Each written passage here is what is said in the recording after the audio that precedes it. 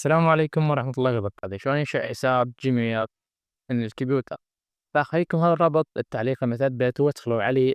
راح يطلع لكم بهذا الشكل. بعد ما يطلع لنا بهذا الشكل نضغط على إنشاء حساب. بعدها أضغط على نفسي. هنا أخلي الاسم كان اختيار، مثلا اختار اسم خالد السناثري. هنا أضغط تالي. بعدها أخلي العمر لازم يكون أكثر من 18، حتى لو كان مهمي، المهم يكون أكثر من 18.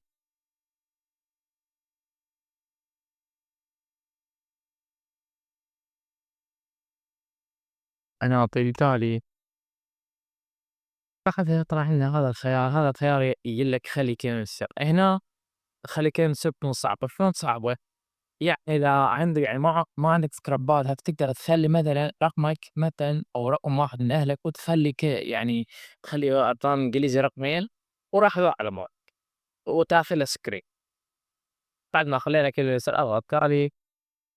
بعد هناك يقول له هل تسوي إضافة بريد إلكتروني استردادي عندك إيميل قديم وتخليه بيدي عليك في حال نسيت كلمة السر مال الإيميل، تسترجع هذا الإيميل عن طريق إيميلك القديم.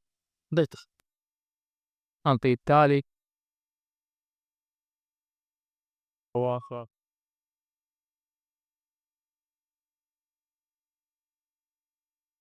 وزي ما تشوفون معا خالد. وزي ما تشوفون إيش أنا حساب جيميل.